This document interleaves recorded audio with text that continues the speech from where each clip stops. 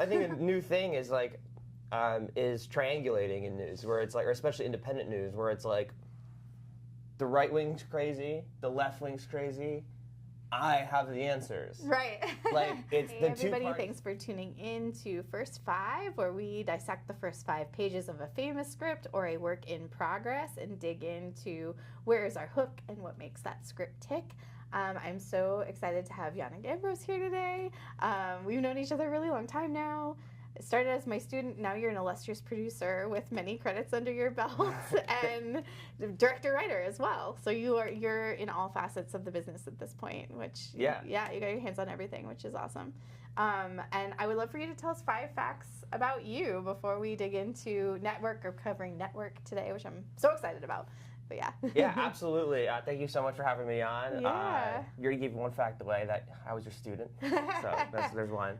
But I guess one fact about me is that my first memory as a human being was watching the movie Spaceballs. Oh my God. So I was like, this is the first memory I've ever had. Yeah. Is watching the scene where they're combing the desert. Yeah. I have no idea. Maybe it explains a lot of my sick brain, but like, and just absurdist way to look at things, and maybe that's why the reason why I showed Network, because it's a very absurd movie. Yeah. But that's one fact. Yeah, I love that. I mean, should I just keep ripping through the facts? Yeah, go for some more facts. I'm from Albany, New York, which I don't know if the viewers are out there are a fan of William Kennedy, but all of his novels take place in Albany. Okay, cool. It's a very interesting city with a lot of character, capital of the Empire State. Another fact. My first movie I ever worked on was a Japanese movie called The Midsummer Under the Orion, which was I was like a 20-year-old PA who worked for free. Yeah. It's probably like one of my favorite memories being on films because I had no responsibility. Yeah. So it's just fun. Yeah, I was like, they weren't even paying me. I was like, I'm just like, oh my God, movies. Yeah. And it was a Japanese film because there was the USS Slater existed in Albany. So it was a World War II film, so they had to get that thing. So that was kind of my first entry into film. And like, as someone who loves Japanese films, then after doing that, it was just like a very like informative, like pivotal moment in my career where I'm like, oh, I know I like watching movies, but working on the movies, and I don't understand what anybody's saying. Yeah. Because most of them didn't speak English. Wow. And so I was just like, and this is still just awesome. Yeah. You know what I mean? That's incredible. So now I still keep in touch with them and stuff like that, but that's another one. Yeah, I mean, I guess. How many films have you made at this point? And some, no matter what facet you were working on the movie. Including just features. Yeah, yeah. Probably, I don't know, maybe like 20 or something. That's so many. That's incredible. Yeah, I've directed two. I've directed 2 features, and I'm about to do my 3rd, hopefully, at the end of this year. It's going to be a little bit bigger than my first 2 features. And then I produced a lot. Yeah. Because kind of my grand scheme when I was like 13 was like, I'm going to start learning business, secretly write and direct, and then hire myself as a writer-director. Yeah. Because I would like be allowed around business people in Albany. Yes. To bring it back to Albany. But like, so I kind of understood like, oh, money makes everything kind of go around. So I kind of like pretended to be a businessman producer, and then I was like, and eventually just you fake it till you make it or whatever, which is totally true. Yeah. And then that's kind of how I was like, okay, I actually can produce movies, and then kind of shoehorn my writing and directing in, and now my company hires myself as a writer-director, and now that's been taking off more, and I've taken a back seat to producing. Yeah. And once in a while, I'll kind of be forced to by somebody. Yeah, so... Yeah. Somebody will just demand that I help them produce it, and I'll be like, okay. So your 13-year-old self must be very excited that it worked. Yeah, it all came to plan. The second part's still kind of coming to plan, so like, well, but yes, pretty much there. Oh my God, that's so exciting. Congratulations. So you chose Network today, which is also one of my favorite films, and I would definitely cite as a reason that I wanted to keep writing. I mean, I saw this movie in film school. I wasn't familiar with it until I went to film school, and had a lot of teachers that were obsessed with the 70s and watched a whole cavalcade of movies from the 70s when I was in film school, but this was my favorite. And I was just saying to you before we got on, for a while I would watch it every year because I feel so inspired by the dialogue. I feel like it's sometimes what I try to achieve is like make people laugh, but also have a message of some kind. And I'm sure most people don't classify this movie as comedy, but it makes me laugh quite a bit. There's a lot of funny stuff in it. Oh, yeah. Heightens comedy / satire, but I feel like it was nominated for Academy Award, just like a general, like Best Picture that year, right? Or screenwriting, yeah, maybe. I think he might have won. I'm not sure. I think he won. I think he won. Yeah. So it's written by the great Paddy Chayefsky as well. The GOAT. Yeah. So why did you choose it though? I want to hear why you chose it. So, I mean, firstly, I have like a little bit of OCD with movies. This is definitely a fall time movie for me. Yeah. So I veered away from my schedule of not watching my summer movies because I was like, it's just such a great script. Yes. Like Sidney Lumet's the director, of course, but like it's one of those movies where you don't really call it like, oh, a Sidney Lumet picture.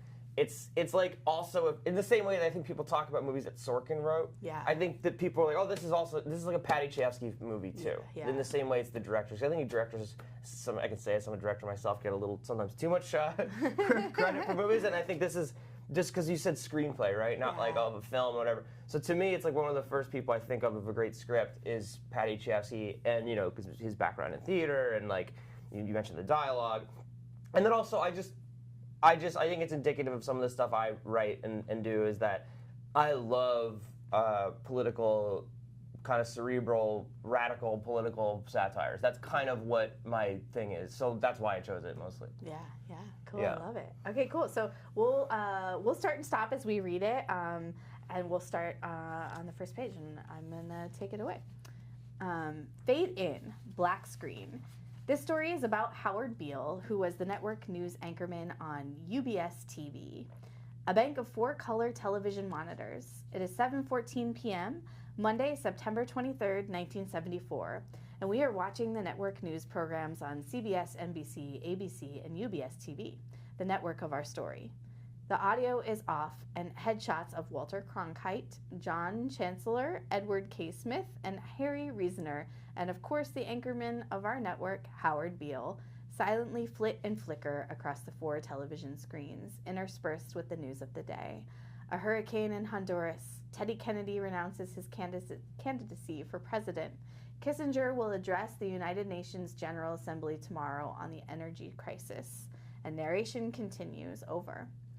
In his time, Howard Beale had been a mandarin of television, the grand old man of news, with a hut rating of 16 and a 28 audience share. Camera moves in to isolate Howard Beale, who is everything an anchorman should be. 58 years old, silver-haired, magisterial, dignified to the point of divinity. Narration continues over. In 1969, however, he fell to a 22 share, and by 1972, he was down to a 15 share. In 1973, his wife died, and he was left a childless widower with an 8 rating and a 12 share. He became morose and isolated, began to drink heavily, and on September 23, 1974, he was fired, effective in 2 weeks. The news was broken to him by Max Schumacher. Exterior, 5th Ave, south of 57th Street, night, 11:30 p.m. The area is deserted except for a few strollers, window shopping, the department stores, and way down 57th Street, 2 roaring drunk middle-aged men, Howard Beale, Max Schumacher, reeling along and hooting it up. Narration continues over. Who is president of the news division at USS and an old friend? The 2 men got properly pissed. Okay, so before we dig into Howard and Max being properly pissed, I feel like the news has changed. The news landscape has changed so much, right, over the last 30 years. But back in the day, I also just recently rewatched Broadcast News, which is another one that I love. But back in the day, I feel like we revered these people, we respected them, maybe even until the last 5 years. Like our nightly news anchors were very we trust them, we like them. And this is a guy who's having a fall from grace, literally just because of ratings. But whenever I watch this, it still holds up. But I'm wondering if it still holds up for you, based just on how much journalism has completely changed, especially in the last 5-ish years. I mean, my take on Howard is also is that this is something Sidney Lumet and Chayefsky talked about, because Chayefsky was friends with what's his name? The one of the news anchors. Yeah, John Chancellor. Sorry. Yeah. And he said that they were all very aware of how I mean, they would take themselves seriously, but deep down they would be like, this is so silly. Like the idea of me of a news anchor just kind of reporting to, like, they found the absurdity and like the nihilistic viewpoint of it, of just kind of this having voice of God. And a lot of it did come from the more centralized news was back then, the more it would, the lack of actual sources existed, and many of which did just basically come from the administrations. Yeah. So like, of course you had like Edward Murrow and stuff who would go against it, but like when you talk foreign policy back then, it was all very just top, like right from the top down to them. And, you know, obviously I have things like, you know, domestic issues I think were covered a lot more better from investigative journalists, but like, but yeah, so I think there had its own problems, but now I think, yeah, it's totally changed. I mean, it's, you know, there's like the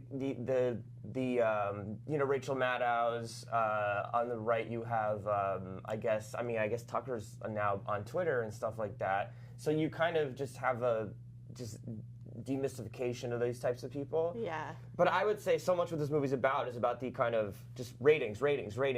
Yeah. And that's now happening on independent news. Definitely clicks, views. Oh yeah. If you don't get the clicks and the views, you can't pay your bills. Yeah, and so like you have someone like Pierce Morgan who's now on YouTube. Yeah. And he just gets like, you know, someone who's, for just a reductive way of saying it, but like someone on the far left and the far right just arguing, and it's clickbait, and it's the same. It's ironic that it end up being like, oh no, this old school way of media of having like the voice of God just telling you, like, you know, like a mouthpiece for corporations and the government, which this movie gets into. But now it's just like, it's still just a clickbait. You know what I mean? It's still just the same thing. It's just, and it's taken, you know, 5-6 years to get there. Yeah. And they also have big money behind it. I mean, there's a lot of like right wing influencers who had a bunch of money. That were being, Russia was, a Russian company allegedly paid these guys. Right. And so, yeah, it all just kind of goes in cycles, and it's just a different decentralized form of what we had before. Yeah. Which is like also hilarious. I mean, in a sick, satirical way like this movie is. Yeah, totally. Repackaged, different, shinier, newer packages. Where do you get your news now before we dig back in? I don't know. I mean, I'm all over the place. I'm mostly just like, it depends on what subject. So if it's like, you know, it'd be like international news sources for, you know, stuff that's going on in Ukraine or Europe. Domestically, like, you know, a wide variety of stuff. I'm very, like, I try not to watch stuff. Yeah. You know, it's like maybe the occasional something that's more like, you know, talking in the background. Yeah. Yeah, getting pretty nihilistic about politics. So I listen to a lot of hockey radio. Nice. Yeah, I talk about trade deadlines and free agent signings. I'm like, all right, this is good. No, so no, I do listen to the news, but it's just very spread out now. Yeah, I do think that's kind of wild that we went from a time where everybody was watching the same news anchors across maybe 3 channels to now you have to consume a lot to find the truth, and or you have to pull the plug to keep your sanity. Seems like there's no in between. No, exactly. And there's no like real truth unless you really read like investigative journalists, and it's like with highly editorialized like subject matter. Like on TV, like I think there's a certain threshold of time.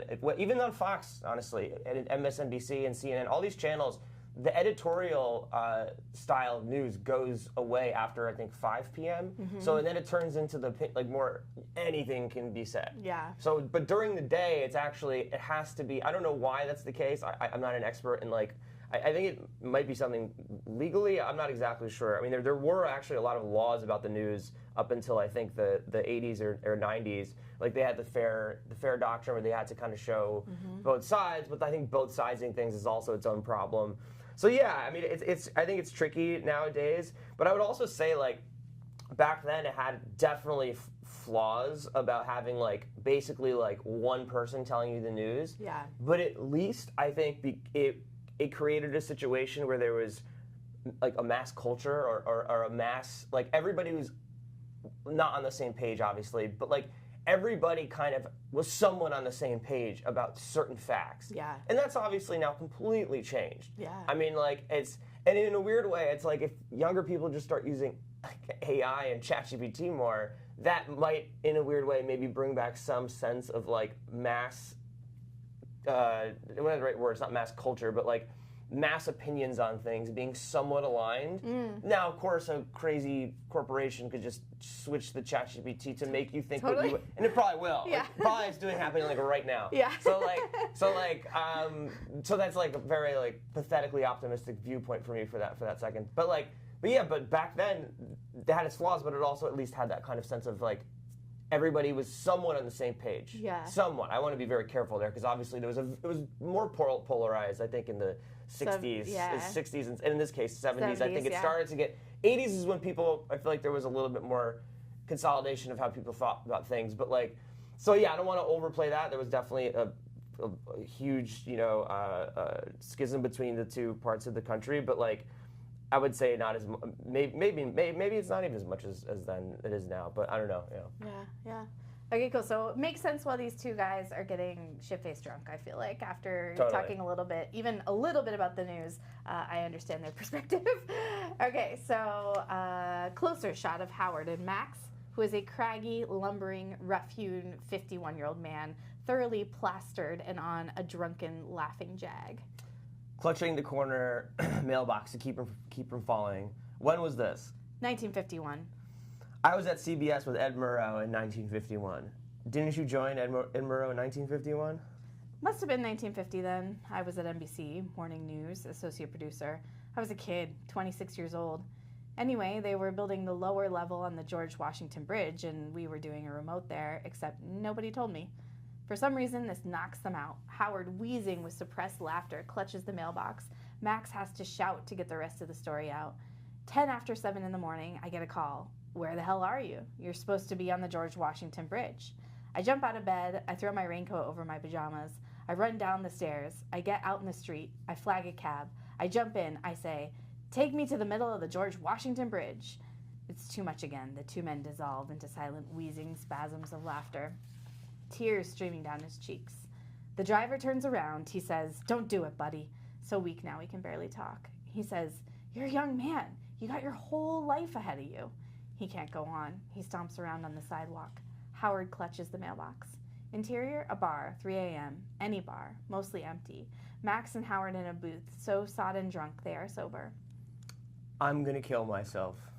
Oh, shit, Howard. I'm gonna blow my brains out right on the air, right in the middle of the 7 o'clock news, like that girl in Florida a couple months ago. You'll get a hell of a rating, I'll tell you that. 50 share easily. You think so? We can make a series out of it. Suicide of the week. Hell, why limit ourselves? Execution of the week. The Madame Defarge show, every Sunday night. Bring your knitting and watch somebody get guillotined, hung, electrocuted, gassed. For a logo, we'll have some brute with a black hood over his head. Think of the spin-offs. Rape of the week. Terrorist of the week. Beautiful. How about Coliseum 74? Every week we throw in some Christians to the lions. Fantastic. The Death Hour. I love it. Suicides, assassinations, mad bombers, mafia hitmen, murder in the barber shop, human sacrifices in the witches' covens, automobile smash-ups, the Death Hour. A great Sunday night show for the whole family. We'll wipe Disney right off the air. They snigger and snort. Howard lays his head down on the booth table, verges on sleep. Interior, Howard's bedroom, 4:30 a.m. dark. Howard, fully clothed, sprawled asleep on his still-covered bed in the dark bedroom. Suddenly, he sits bolt upright, screaming out against unseen terrors. Interior, Howard's apartment house landing outside his door, 8 a.m., Tuesday, September 24th.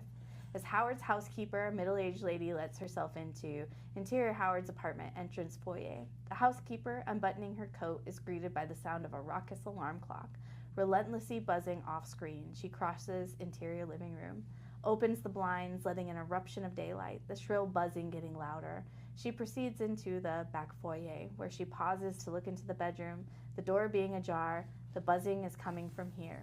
Interior housekeeper's point of view, Howard Beale, still wearing the clothes he wore last night, curled up in a position of fetal helplessness on the floor in the far corner of the room. You'd be a housekeeper. Are you all right, Mr. Beale? I'm fine. Thank you, Mrs. Merriman. With some effort, he contrives to get to his feet as the housekeeper crosses to the alarm clock, turns it off. credits and music erupt on the screen. Title, network. Under the interspersed with credits, a montage of scenes occasionally audible on this seemingly routine day. Howard Beale's office, 5th floor, 9:20 a.m. A small, unpretentious office cluttered with books, magazines, periodicals, photographs, and awards on the walls. Various mementos here and there. Howard, necktied, in shirt sleeves, behind his desk, rattling away his copy for that evening's broadcast on his typewriter, pauses to pour himself a quick shot of scotch at 9:30 a.m. Nightly newsroom, 10:30 a.m. The common room off which Howard's office debouches, a large room compactly filled with the desks of producers, associate producers, head writer, production assistants, etc. The walls are festooned like bulletin boards with sheaths of newspaper pages and cutouts and reams of wire releases. There are 2 wire machines in a corner. Large blow-ups of Howard Beale are prominently displayed. There are small shelved libraries of books, directories, magazines here and there, and the ever-present bank of 4 television monitors, and since it's only 10:30 a.m., Tuesday, September 24th, 1974, bum, bum, bum, we stop there. Back to our setting. Yeah, I love Howard. Very unsuspecting. A very quick setup and payoff here that, spoiler alert if you haven't seen the movie, Howard is about to make some threats and have a breakdown on screen, on live TV. When you first hear Howard say, I'm going to kill myself on TV, like, do you buy it? Or are you on the side of Max and you're like, okay, maybe this guy's just talking shit? Well, it's one of those movies where I saw when I was really young, so I don't have a memory of not knowing what happens. Yeah. So it's impossible. But it's like, no, like in the spirit of it, like, no, it goes back to kind of what I was saying earlier about like these guys in real life did find their job so monotonous and so just kind of bizarre, where they're like, we're just telling people what to think every day. Like, because we talked earlier, mass culture and everybody's watching the same thing, just tens of, 100 million people would be watching sometimes. Yeah. And it would just get to them. It would just be strange. It would be a strange, and every night. Yeah. Like, every night you'd go and you'd be like, so I think there what Chayefsky talked about was this kind of maddening thing that they all dealt with, and he said they always felt almost like they were going to have some sort of nervous breakdown. So, like, I mean, I don't know what it'd be like watching it for the first time, or just even like but like, yeah, of course, Max is just like, oh, we're just 2 guys like having a good time. Yeah. Like, also showing, even aside from him saying like, oh, I'm going to kill myself, like, they already are acting. I mean, they're joking about the jumping off a bridge. It's already in their brain. Yeah. I mean, so like even Max is saying stuff like this, and they're laughing about it. They're nihilistic about it. Like they're kind of like, oh, they're, I'm gonna say over the hill. I think they are over the hill, but I think just, was the hill even worth it? I think is what these characters are like introduced as. They're kind of like, this is stupid. Yeah. Totally. And like, what is the point of our lives? Like, it's a very nihilistic 2-character bunch. Yeah. And that's why I think with Max's character, he also has his own mental breakdown, but like, he breaks up his family. Like, he has his own crisis. Yes. So I think that's what this movie really is about. Now, I think Howard has more of a nervous breakdown, obviously. Yeah. And there's some people, I'm curious what you think about, like, oh, well, he becomes like a prophet. Right. And it's like, because it's like, I think it's kind of left ambiguous to be like, oh, it's a guy who's having a mental breakdown that everybody's exploiting. Yeah. But he's also being kind of prophetic, and he's saying the truth. Like, where do you fall in that? What I think is really interesting, maybe because I also just watched Broadcast News, which is another movie that examines, live news and the pressure of being on air all the time, and where the news business fell in the 80s, so like 70s into 80s, which is really different. I actually think both movies were themselves very prophetic, so it feels hard to not say maybe Howard wasn't a little bit prophetic, because this is pre like Dateline, pre like salacious headlines just for clicks. Like, you did have to follow many more laws of what you could say on air, and Max right away calls out like where the news business is going. He's like, oh, soon we're going to be showing murder. We're going to be, which we have a culture obsessed with murder podcasts now. Yeah, it's all there. And obsessed with murder shows, especially sometimes glorifying violence against women. Film does that too. And so he's like really predicting where entertainment will go. And then broadcast news does the same. The character in broadcast news does a report about a woman who experiences a date rape. And that was also pre-Dateline. And the way he like delivers the report and the whole newsroom is terrified by it. And also like they can't stop watching. They can't look away. And he also fudges some of the truth in that report. He fudges his reaction where he turns the camera on himself and he manufactures tears so that he gets better ratings. So both movies I feel like so highly predicted exactly that news was going the direction of entertainment and not the truth. Like entertainment over the truth. So it feels hard not to say that at least Paddy Chayefsky was a prophet. Yeah, I think the script is. But it's like I wonder if Howard is like the script is for sure, but it's like more the character of Howard. Like it's funny because even Howard, like, I think beyond just like entertainment and news and stuff like that, like I think it even gets into the idea of like when Howard does one of his speeches on when he gets the show, right? Is like he starts talking about like way more, I think, of a deeper thing about people as a mass, where he starts being like, you dress like the tube, you act like the tube, like Jesus Christ, you people need to think for yourselves, like this is mass madness, you maniacs. I mean, he's the one acting crazy, but like he is pointing out like, oh, this is just the kind of bizarre thing with humans where it's like we're being told what to wear and we are wearing them, and we have certain kind of personality types based off people you watch on TV, and people mimic people on TV, and it is kind of nuts. And it's like, but at the same time, it's like there's a sense of irony, I guess, because Howard is in the middle of a mental breakdown. He's stumbling upon the truth, and then they're exploiting him. The very same thing he's critiquing is exploiting him in his mental breakdown for a bigger share. It's like this Russian doll of just like craziness and like and a vicious cycle. It's like if we decide we give somebody our eyeballs and our attention, then it just keeps feeding the cycle, whether they're giving us back something positive or negative or helpful in any way. And I think a new thing is like is triangulating in news, where it's like, or especially independent news, where it's like the right wing's crazy, the left wing's crazy, I have the answers. Like, it's the two-party system doesn't work. Like, I'm the voice of reason, and it works very well for people. And then so people will be like, oh, because it's like, it's not like a totally wrong statement. It's like, the two-party system, it doesn't. Might be broken. Or just like maybe it's not the perfect thing, but it's like, but to use that and then be like, but I'm the answer. Is a way for people, is the way for that person to kind of bring in audiences, and so they kind of have this truth-saying thing too. Definitely. I mean, I'm sure these exist out there on YouTube, where it's like I can just see some like intro to one of these shows being Howard Beale in the beginning, be like, I'm mad as hell, because I think that's like the most famous line of the movie. Definitely. I think there's some like I've seen like kind of like tacky cut-ups of that. And it's like I don't think it's like it's just him being like, it is a man who's like having a mental breakdown too. That's the tricky part I have with the movie. It's not just him being like, oh, he's telling the truth. Like in this movie, it's like speaking into the camera and being like, this is what's happening. It's like, no, there's so much more going on, and it's like, and I think it's talking about the exploitative nature of, like, even online, like you have these people on online news outlets. They're monetizing like fights between online people.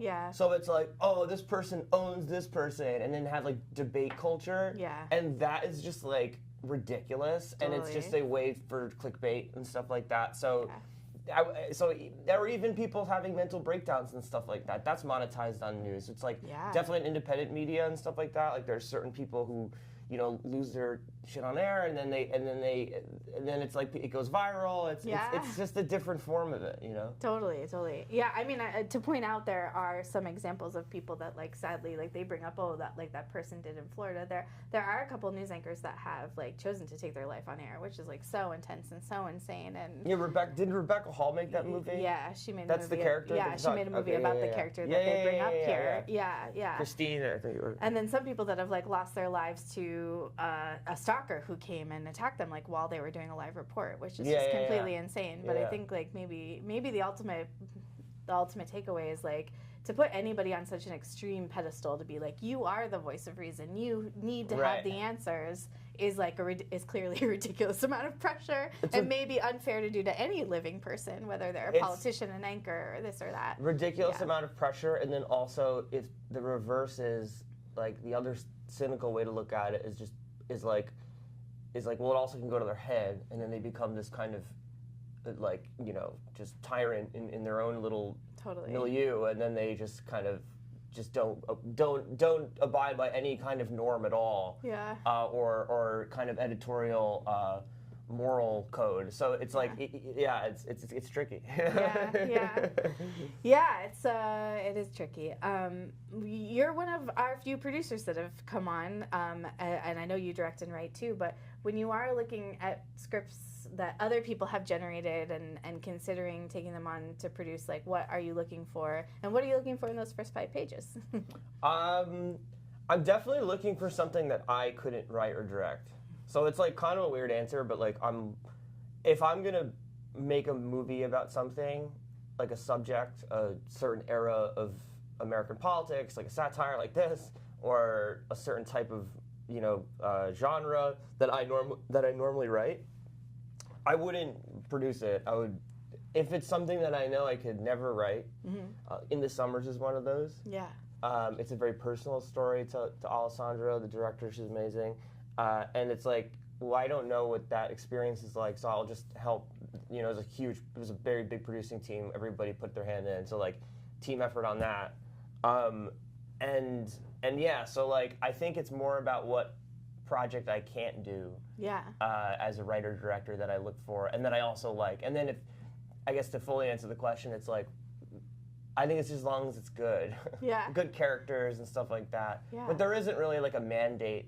It's really, I have been taking a backseat to producing, but like I kind of said earlier, it's like, I'll still end up producing because somebody will kind of just bother me enough to be like, yeah, like produce this, and then I'll be like, oh, this is such a good script, I will do it. But it's all about the script. Yeah, totally. And like, if I know the person well, and like that kind of thing. But I mostly am not producing as much anymore. But if I am doing it, it's going to be something that I can't do, you know, as a writer-director. I like that. I like that vision.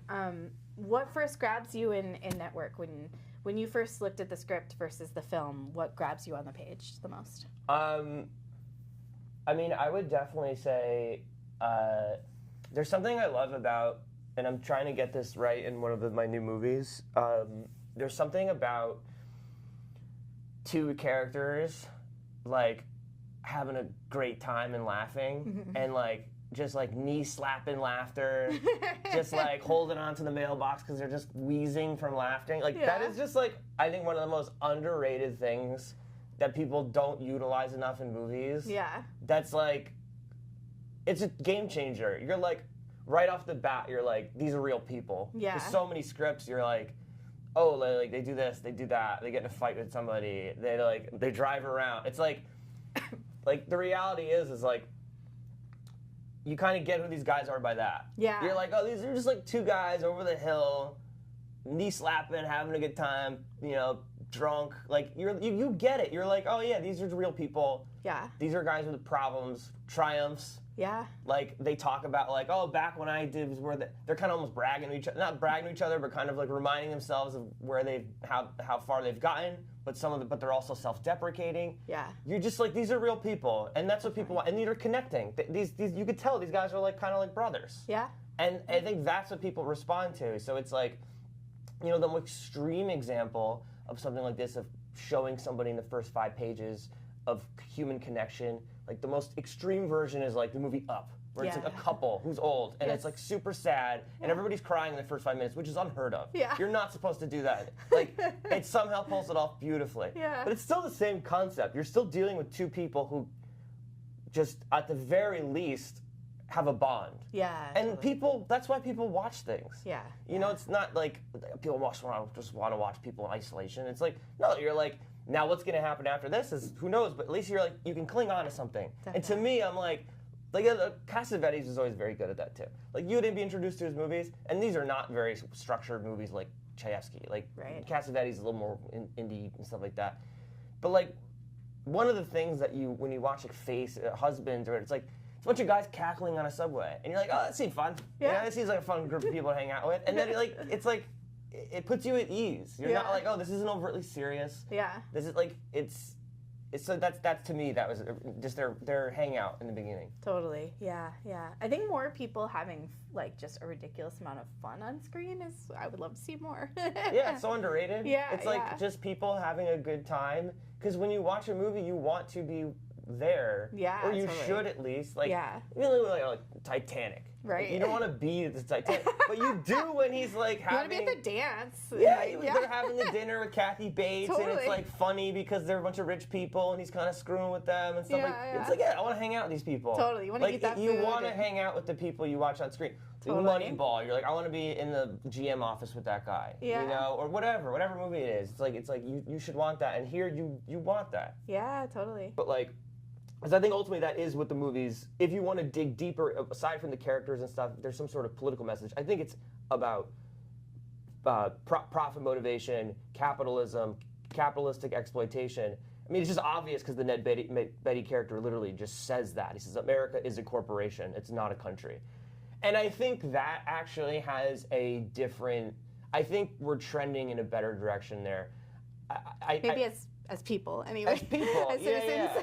Yeah, but I mean, I think like I think that in the next 30 years, we almost had it in 1945 during the Social Security Act, but they yanked it last second. But I think we'll have some sort of Medicare for all. I think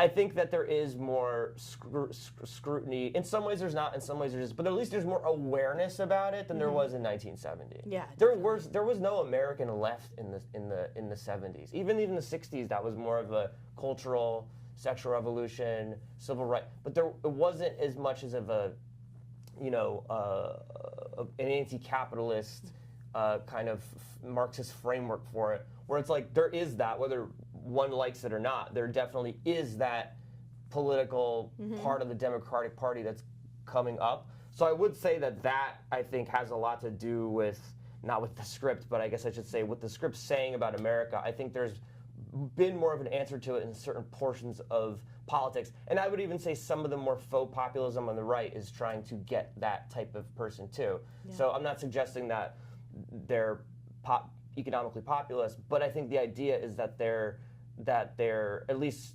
using that as a way to get more people in their party, like that more part of the America First crowd and pro-union and stuff like that. So I think there is a little bit of a, so for news, no way. We haven't learned anything. It's 10 times, it's 100 times worse. Yeah. And it's just going to get worse, honestly. It's going to be like AI people arguing and stuff like that. I mean, it's just going to get so AI anchors. So bad. Well, we worship them. I don't know. It's going to get so bad, it'll probably reset the whole paradigm of news in the next 20 years, I would say, or something. But with the deeper message of the movie is about kind of, just total exploitation and how everything's a business. Like maybe there's more awareness about that. Is my point. Yeah. Totally. Yeah. Cool. Anything else you wanted to say about these first 5? And thank you so much for being here. It's so fun to cover one of my favorite movies. But yeah. Yeah. No. 100%. No, I got nothing else to say on it. Just it's like I think one of the other funnier parts about it is everybody's like nobody's kind of he kind of just gets everybody in this, because even the Liberation Army, the People's Liberation Army, which is based off the group that took Paddy Hearst, right? The Weather Underground and stuff, like that whole era of the late '60s and then going into the '70s. Even the scene when they're like arguing, are negotiating like advertising costs and stuff is just so funny, because it's like nobody's left off the hook here. Like he's commenting on the human brain being, always trying to get, negotiate and stuff like that. So even on the kind of like the radical left group is like, negotiating for shares and like advertising. It's like ridiculous. Yeah. It's one of the funniest things I've seen. And like, so my recent movie, like I have comedy about the right wing, but I'm also kind of jabbing at Antifa, because this is a movie 5 years ago. Yeah. So like, yeah, I mean that's one movie that I'm promoting. We'll plug that, Mondo Hollywoodland. It's on Amazon Prime. Tell us where we can see some of your most recent stuff, and tell us a brief description of those projects too. Yeah. So right now, or I should say, a few years ago, I made a movie called Mondo Hollywoodland, which is a political satire. And like a very crazy drug movie that I made for like a psychedelic movie I made. for very little money, but it's kind of like a wild ride. It's a sequel to the 1967 movie Mondo Hollywood, and it's called Mondo Hollywood Land. Lindsay's a cameo in that. I do have a cameo, yeah. And that's on Amazon Prime. We're doing a lot of screenings recently, just kind of like reviving it a little bit. I think it's just like a fun, wild ride. If you do watch it, you know, throw a review, good or bad, on Letterboxd. That's one movie. I remember that you shot some of that on iPhone. The whole thing was on That's what I iPhone, thought. yeah. Okay, Yeah, yeah. Francis Ford Coppola, I was bugging him for a while, and I was like, I can't raise money to direct a movie, like, and he was just like, go shoot a movie on your iPhone. Yeah. And I was like, okay. Yeah. And so I did that, and like, it's a very fun, crazy movie. I've shot 2 things on iPhone now, 2 shorts, and I highly recommend, especially if you're like, I just have to make something, and you can make it look great. Oh yeah, great. no excuses. You have to go. I used to Yeah. kind of be like, well, no, I get it. It's like tough on something. Like, no, you just have to go make Yeah, it. you And just then gotta do another it. one I did is a documentary that I shot on the Ukraine border when the war broke out. That's on thenation.com. Janusz Kaminski and Leah Schreiber, executive produced it. It's tied with the Blue Check Ukraine charity, so if you watch it, throw a couple bucks over there. People really need help. And what's there. that one called? It's called Ukrainians in Exile. Okay. It's on The Nation, and yeah, donate to Blue Check Ukraine. They anything helps right now. The war's still going on. It's still really bad. And then much different than Mondo, that movie. And yeah, I just have a bunch of stuff in the pipeline. In the Summers is on Hulu. That was I didn't direct that. That was one of the ones I produced. And won Sundance last year. A movie coming out by the very talented Gigi Hawkins, who also does podcasting, is coming out with a movie called I Really Love My Husband, and I'm an executive producer on that. I didn't do much. I'm just kind of there to help. Yeah. But yeah, so Assembly Line Entertainment on Instagram, Assembly Line Ent, is where you can follow the company, and all that stuff will be there. I think that's probably the easiest way to do it. Yeah. Amazing. Thank you so much for coming on, Janek. Thank you so much for having me. Network. Yeah, we'll do more. Yes. That was fun.